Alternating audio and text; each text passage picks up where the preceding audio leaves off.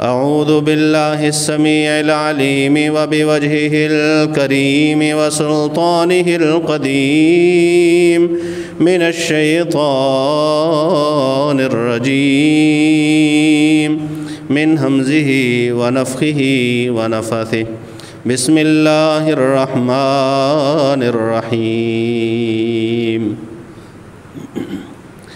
وما لكم لا تقاتلون في سبيل الله والمستضعفين من الرجال والنساء والولدان الذين يقولون ربنا أخرجنا من هذه القرية الظالم أهلها واجعل لنا من لدنك وليا واجعل لنا من لدنك نصيرا الذين آمنوا يقاتلون في سبيل الله والذين كفروا يقاتلون في سبيل الطاغوت فقاتلوا أولياء الشيطان إن كيد الشيطان كان ضعيفا۔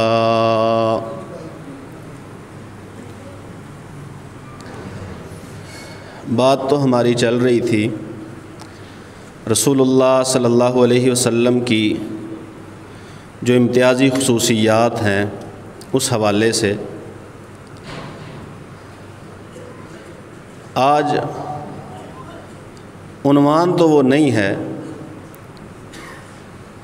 لیکن رسول اللہ صلی اللہ علیہ وسلم کی خصوصیت کا تذکرہ کر کے ہی ہم بات شروع کرتے ہیں۔ وہ خاصیت یا خصوصیت یہ ہے کہ رسول اللہ صلی اللہ علیہ وسلم نے آنے والے وقت کے بارے میں جو کچھ بتایا تھا، پیش گوئی کی تھی، آنے والے وقت کے بارے میں خبر دی تھی، دوسری امتوں کے بارے میں یا امت مسلمہ کے بارے میں وہ پیش گوئیاں حرف بحرف سچ ثابت ہوئی، اور ہمارا ایمان ہے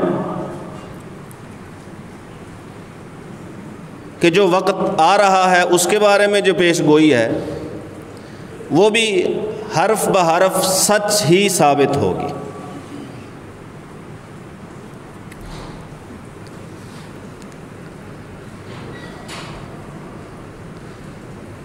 امت کے بارے میں رسول اللہ صلی اللہ علیہ وآلہ وسلم نے کچھ نصیحتیں فرمائیں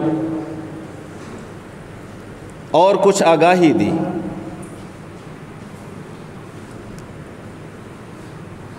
ایک تو آگاہی یہ ہے،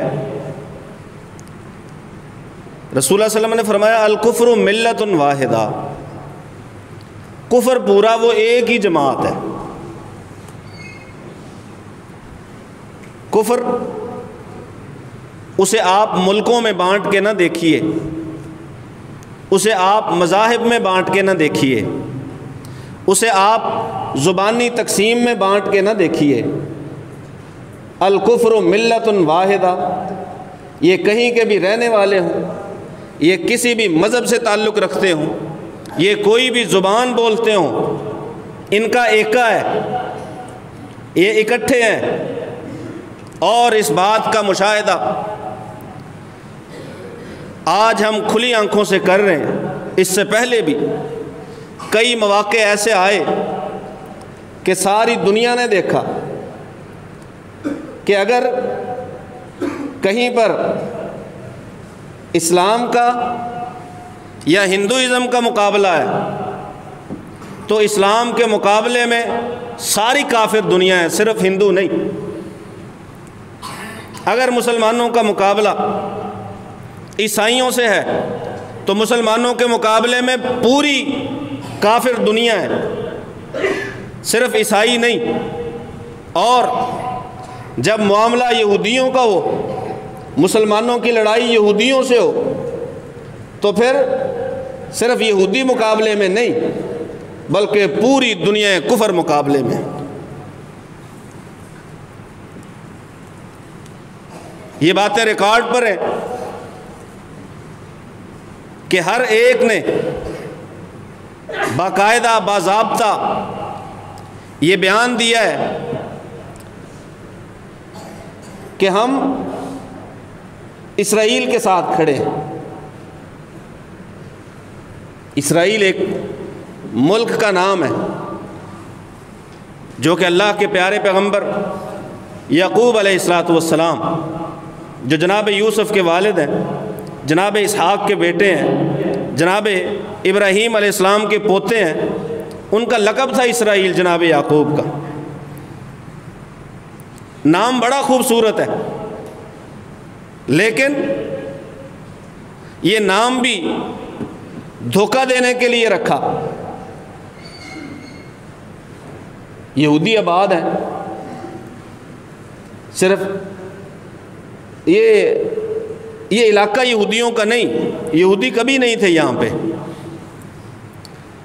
انہیں لایا گیا ساری دنیا سے اکٹھا کر کے، یورپ و امریکہ نے اپنی جان چھڑوائی اور یہاں مشرق وسطیٰ میں لا کر مسجد اقصیٰ کے پڑوس میں انہیں آباد کر دیا، اور انہیں جتنا علاقہ اس وقت دیا گیا تھا دھونس جما کر، دھمکی دے کر، دھاندلی کر کے، جھوٹے وعدے اور معاہدے کر کے آج اس ایریے سے 72 گنا زیادہ پہ قابض ہیں۔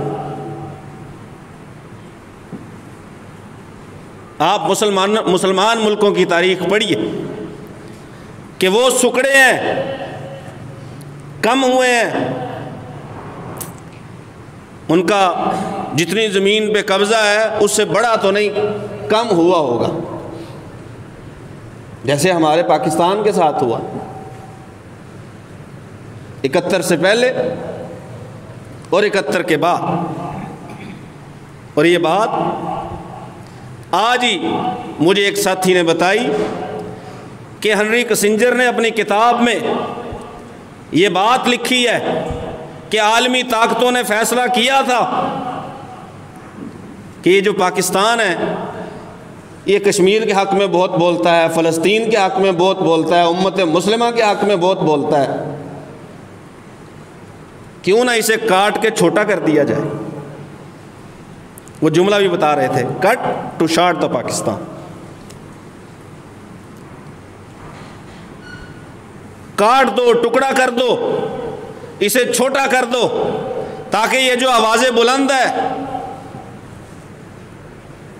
اس آواز کو نیچے لایا جائے، اس آواز کو دبایا جائے، اس آواز کی اہمیت میں کمی لائی جائے۔ رسول اللہ صلی اللہ علیہ وسلم کا فرمان ہے، الکفر ملت واحدہ، ایک واحد آواز اس دور میں جو امت مسلمہ کے اکٹھ کے لیے اٹھا کرتی تھی، اس آواز کو کمزور کر دیا گیا، اور اس آواز اٹھانے والوں کے جو پیچھے جانشین بنے، ورثاء آئے جنہوں نے پاکستان بنایا ہے، ان کی حالت یہ نہیں تھی۔ قائد اعظم محمد علی جناح کا یہ بیان ریکارڈ پہ ہے کہ جو کہا کرتے تھے کہ یہ جو اسرائیل ہے یہ امریکہ کی ناجائز اولاد ہے، اور ملک پاکستان کے پہلے وزیر اعظم لیاقت علی خان کا وہ بیان جب وہ اپنے پہلے دورے پہ امریکہ گئے، وہاں پہ انہیں کہا گیا کہ آپ اسرائیل کے خلاف بولنا اپنے ملک میں بند کر دیں، ہم اپنے خزانوں کے منہ کھول دیتے ہیں۔ لیاقت علی خان نے کہا تھا، سنو، ہمارے جو دل ہیں، جو ہماری روحیں ہیں، جو ہمارا ایمان ہے، وہ برائے فروخت نہیں ہے، اسے لالچ دے کے گمراہ نہیں کیا جا سکتا۔ لیکن ان کے جو جانشین بنے ہیں بعد میں، یہی لالچ انہیں دیا گیا۔ آج اگر ہم بندھے ہوئے ہیں، اگر آج کہیں سے حکمرانوں کی آواز نہیں نکل رہی، تو کیا وجہ ہے اس کی وجہ لالچ ہے۔ اور سیدھی بات، ہماری فوج کو لالچی بنایا گیا، فوجی سربراہان کو لالچی بنایا گیا، مال کا لالچ دیا گیا اور روشن مستقبل کا لالچ دیا گیا، ہمارے سیاستدانوں کو دیا گیا۔ یہی لالچ ہے جو آج بولنے نہیں دیتا۔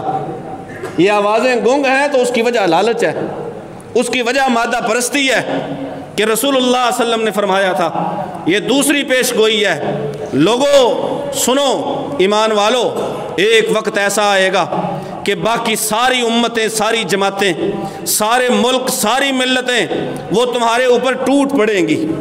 صرف ٹوٹ نہیں پڑیں گی بلکہ وہ ایک دوسرے کو بلائیں گی، تداعت علیکم الامم، ایک دوسرے کو دعوت دیں گی، جیسے کسی دسترخوان کے لیے بھوکوں کو دعوت دی جاتی ہے، ایسے ایک دوسرے کو بلائیں گے۔ یہ وقت آئے گا، یہ وقت آ چکا ہے، یہ وقت دیکھ چکے ہیں، یہ وقت ہم دیکھ رہے ہیں کہ تمہیں کاٹنے کی طرف، تمہیں کھانے کی طرف امتیں ایک دوسرے کو دعوت دیں گی، اور پھر وہ تمہارے اوپر چڑھ دوڑیں گی۔ کسی نے پوچھ لیا اللہ کے پیغمبر صلی اللہ علیہ وآلہ وسلم، کیا تب ہماری تعداد کم ہوگی؟ تعداد کی کمی کی وجہ سے سارے اکٹھے ہو کے آ جائیں گے ہمارے اوپر، کم ہوں گے کیا ہم؟ فرمایا نہیں، لیکن تمہاری جو تعداد ہے وہ بڑی زیادہ ہوگی۔ وَلَكِنَّكُمْ يَوْمَئِذٍ كَثِيرٌ، تعداد میں زیادہ ہوگے لیکن تمہاری حیثیت کیا ہوگی؟ غصاءً كغصاء السیل، جیسے بہتے ہوئے پانی کے اوپر جھاگ ہوتا ہے، تمہاری وہ حالت ہوگی، کوئی اہمیت نہیں، کوئی آواز نہیں، کوئی وزن نہیں، کوئی حیثیت نہیں، کوئی مقام نہیں۔ کیا حیثیت ہے جھاگ کی؟ کیا حیثیت ہے پانی میں بہتے ہوئے خس و خاشاک کی؟ وَلَكِنَّكُمْ غُصَاءً كَغُصَاءِ السَّيْلِ، یوں ہے۔ آپ دیکھ لیجئے، خصوصیت ہے رسول اللہ صلی اللہ علیہ وسلم کی، آنے والے وقت کے بارے میں جو بتایا ہے وہ حرف بحرف صحیح اور سچ ثابت ہوا۔ یہ رسول اللہ صلی اللہ علیہ وسلم کی نبوت کی سچائی کی دلیل بھی ہے۔ امتیں ٹوٹ پڑی ہیں، ایک دوسرے کو بلا رہی ہیں، حتیٰ کہ صرف کافروں کو نہیں، مسلمان ملکوں پہ دباؤ ڈالا جا رہا ہے، میڈیا کی آواز کو دبایا جا رہا ہے۔ ویسے تو آپ سن لیجئے ان کے بیانات، آپ پڑھ لیجئے ان کے منشور، بولنے کی آزادی ہے، لکھنے کی آزادی ہے، صحافت آزاد ہے، ٹیلی ویژن آزاد ہے، اخبار آزاد ہے۔ بول بول کے پاکستان میں کہتے تھے صحافی جو ہے نا وہ ان کی آواز کو بند کیا جاتا ہے، پاکستان میں ٹیلی ویژن جو ہے ان کی آواز کو بند کیا جاتا ہے۔ امریکہ بہادر کہا کرتا تھا، کہتا بھی ہے، جو یہاں سے تنگ آ کے بھاگتا ہے کہ مجھے میری رپورٹنگ کی وجہ سے مار دیا جائے گا، اسے پناہ دیتا ہے کہ آ جاؤ یہ ملک محفوظ ہے۔ وہ آج جزیرہ والوں کے بارے میں پتہ کیا کہہ رہا ہے ان کے ملک کو، کہ الجزیرہ کو کہو کہ حماس کی غزہ کی طرفداری کرنا چھوڑ دے۔ الجزیرہ ٹیلی ویژن ہے، گزارش ہے آپ سے، آپ دیکھیے اگر ممکن ہے تو ہمارے یہاں کیبل ٹیلی ویژن پہ الجزیرہ بھی ہونا چاہیے۔ جو انگلش سے واقف ہیں وہ انگریزی چینل دیکھیں، جنہیں عربی آتی ہے وہ عربی چینل دیکھیں، اور یہ جو ہمارے سامنے باقی باتیں آ رہی ہیں، باقی جو ٹیلی ویژن ہیں آپ دیکھ لیجئے، یا جو باقی بڑے بڑے خبر رساں ادارے ہیں، آپ بی بی سی کو دیکھیے، آپ CNN کو دیکھیے، طرفداری ہے، جانبداری ہے۔ وہ جو پوری دنیا میں اپنی غیر جانبداری کا ڈھنڈورا پیٹتے ہیں کہ ہم نہیں، نہ ہم اپنی حکومتوں کو چھوڑتے ہیں، نہ ہم اپنے حکمرانوں کو چھوڑتے ہیں، ہم سوال بھی سخت پوچھتے ہیں، ہم رپورٹنگ بھی حق پر کرتے ہیں۔ دیکھو جھوٹی رپورٹنگ کرتے ہیں، جھوٹ بولتے ہیں، علل اعلان بولتے ہیں جھوٹ، سارے اکٹھے مسلمانوں پہ ٹوٹنے کے لیے۔ انہیں ایک موقع چاہیے سب جھوٹ ہے۔ آپ دیکھیے وہاں غزہ میں ہسپتال کے اوپر حملہ ہو گیا، اسی ہفتے میں ہسپتال پہ حملہ ہوا، راکٹ گرا۔ اب اسرائیلی وزیر کہتا ہے کہ یہاں پہ چونکہ حماس نے چھپنے کی جگہ بنائی ہوئی تھی اس لیے ہم نے مارا ہے۔ جب دنیا میں شور پڑا کہ ہسپتال پہ حملہ کر دیا اسرائیل نے، اس نے اپنا سوشل میڈیا پہ لکھا تھا، اسے ڈیلیٹ کر کے اور بھاگ گیا۔ بھاگنے کے بعد پتہ کیا کہتا ہے؟ ہم نے نہیں مارا تھا، یہ تو حماس نے خود مارا۔ حماس نے خود اپنے لوگوں کو اپنے شہر میں، اور یاد رکھیے مسلمانوں کو مٹانے کے لیے اس قدر جو ہے وہ وحشی ہوئے ہوئے ہیں، درندے بنے ہوئے ہیں کہ نہ ہسپتالوں کو چھوڑ رہے ہیں، نہ پناہ گزین کیمپوں کو چھوڑ رہے ہیں، اور تو اور جو عیسائیوں کے عبادت خانے ہیں، چرچ، ان پہ بمباری کی جا رہی ہے۔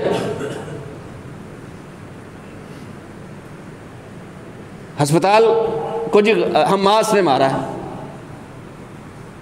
امریکہ بہادر جا کے کہتا ہے واقعی یہ بات تو آپ کی ٹھیک ہے۔ وہ کہتا ہے یہ بات آپ کی ٹھیک ہے، نہ پتہ نہ ستا کچھ بھی نہیں، یہ بات آپ کی ٹھیک ہے کہ یہ حملہ آپ نے نہیں کیا، اور ظالم انہوں نے نہیں کیا، کیا تیرا باپ کر گیا آ کے؟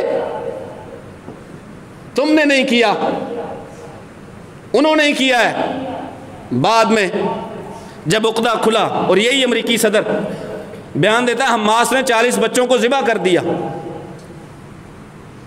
خود امریکہ ہی اس کی پھر جو ہے نا تردید بھی کرتا ہے کہ نہیں بھئی وہ بڈھے کھوسٹ نے بیان دیا تھا اس کا دماغ خراب ہے، یہ لفظ میرے ہیں، وہ جو بڈھے کھوسٹ نے دیا تھا بیان اس کا تو دماغ خراب ہے، جس سے سیدھا چلا نہیں جاتا، جو کانپتا پھرتا ہے، ہانپتا پھرتا ہے۔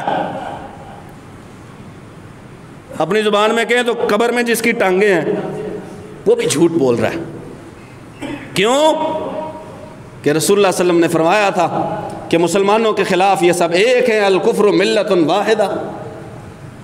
ہماری حیثیت وہ بہتے ہوئے خس و خاشاک کی طرح ہے۔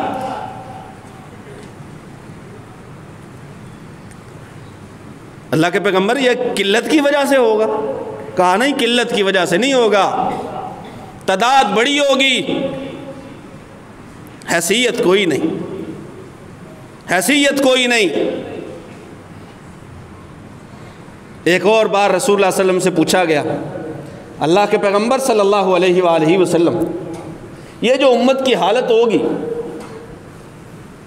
یہ جو امت کی حالت ہوگی، یہ قلت کی وجہ سے ہوگی؟ کہا نہیں، قلت کی وجہ سے نہیں، یہ وہن کی وجہ سے ہوگی، تمہارے اندر وہن کی بیماری آ جائے گی۔ یہ وہن کیا ہے اللہ کے پیغمبر بتا دیجئے۔ سنیے، حب الدنیا و کراہیت الموت۔ حب الدنیا وہی لالچ، حب الدنیا دنیا کی محبت، و کراہیت الموت موت سے ڈر، موت سے نفرت، بزدلی۔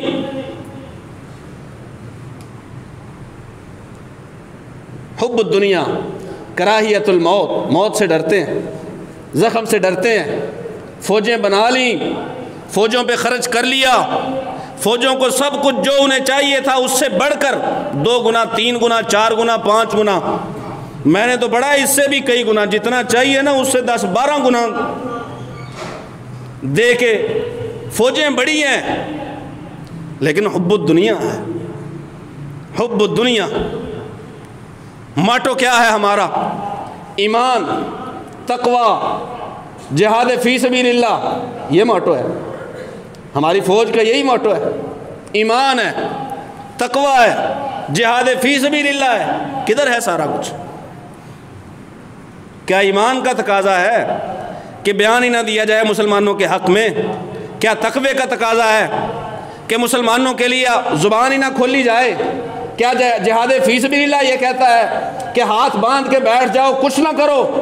قرآن میں اللہ تو کہتا ہے تمہیں ہو کیا گیا ہے کہ اللہ کے راستے میں لڑنا چاہتے ہی نہیں ہو، لڑتے ہی نہیں ہو، حالانکہ کمزور بچے، عورتیں وہ مالک کے سامنے جو ہے نا ہاتھ اٹھا کے دعا کرتے ہیں، اللہ ظالموں کی بستی میں آ کے پھنس گئے ہیں، اخرجنا من هذه القرية الظالم اهلها، یہ جو ظالم بستی والے ہیں ہمیں یہاں سے نکال دے، واجعل لنا من لدنك ولیا، اللہ اپنی طرف سے کوئی حامی مقرر فرما دے، واجعل لنا من لدنك نصیرا، اپنی طرف سے کوئی مددگار مقرر فرما دے۔ اور سنیے،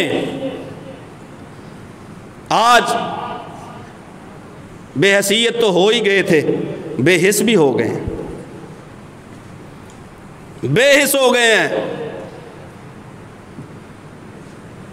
وہ جو انسانی حقوق کے لیے، پتہ اسے انسانی حقوق کتنے پیارے ہیں، یورپی یونین کو پتہ کتنے پیارے ہیں انسانی حقوق، وہ پاکستان میں کسی مجرم کو پھانسی نہیں ہونے دیتے۔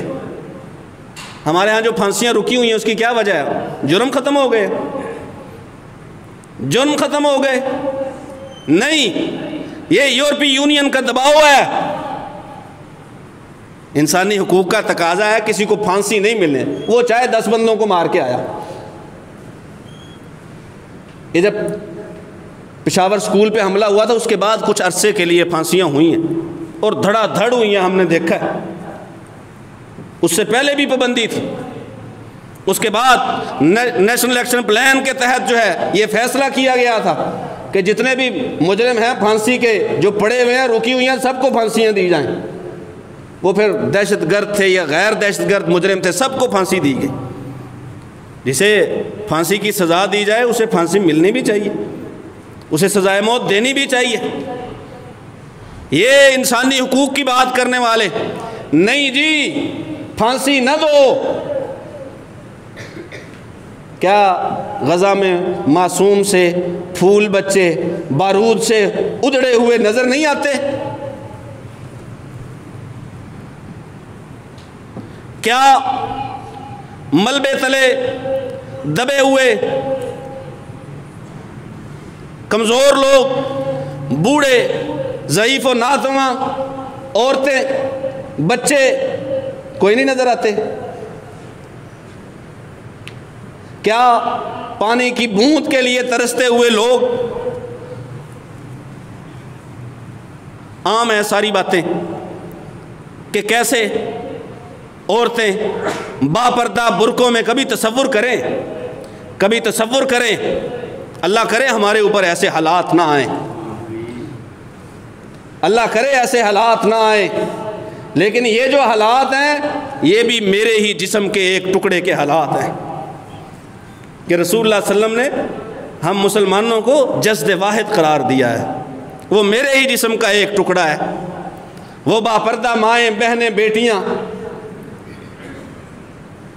ہاتھوں میں چھوٹی چھوٹی کینیں اٹھائے، ہو سکتا ہے اپنی پیاس بجھانے کے لیے پانی حاصل کرنا چاہتی ہوں، یا گھروں میں معصوم بچے جو بلک رہے ہیں جن کے پاس پینے کو پانی نہیں، پھر بارود کی بو سے وہ پیاس جو ہے وہ گلے میں کانٹوں کی طرح چبھتی ہوئی، وہ پتہ نہیں کس کے لیے پانی کی تلاش میں نکلی ہیں، اور صرف چل کے نہیں جا رہی، ٹینکر آ کے کھڑا ہوتا ہے بھاگنا شروع کر دیتی ہیں۔ افریقہ میں جا کے کنویں کھدوانے والوں، ان کے لیے پانی و خوراک کا بندوبست کر کے اپنے ابھی تک ان کی بیچاروں کی مشکلات بھی دور رہی، صرف ڈھنڈورے ہیں ان کے، فلاں ملک کی مدد کر دی، افریقہ میں خوراک کا مسئلہ حل کر دیا۔ کیا حل کر دیا تم نے؟ یہاں تو شہروں کے اندر، بستے ہوئے شہروں کے اندر لوگوں کو پانی کی بوند بوند کے لیے ترسایا جا رہا ہے۔ دنیا کی صحت کا ٹھیکیدار WHO وہ خود وہ کہتا ہے کہ اس وقت فلسطین و غزہ میں روزانہ 100 ٹرکوں کی ضرورت ہے، روزانہ 100 ٹرک خوراک کے پہنچے تو گزارا ہوتا ہے۔ ایک ہی بارڈر ہے جو غزہ کو لگتا ہے، جس طرف سے کھلا ہے مصر کی طرف، رفح بارڈر۔ اسرائیل کہتا ہے 20 ابھی جس دن پہلے دن اس نے ٹرک نکالے ہیں 20 ٹرکوں سے زیادہ جانے نہیں دیے، 100 ٹرک کی ضرورت ہے روزانہ۔ اور پہلے دن جس دن پہلے اجازت ہی نہیں دیتا تھا، رفح بارڈر کے آس پاس بھی میزائل مارے ہیں، گڑھے ڈال دیے تاکہ امدادی قافلوں کو جانے میں مشکل ہو۔ یہ انسانی حقوق کے چیمپئن ہیں، اور وہ جن کا نظام عدل ہمارے ہاں رائج ہے،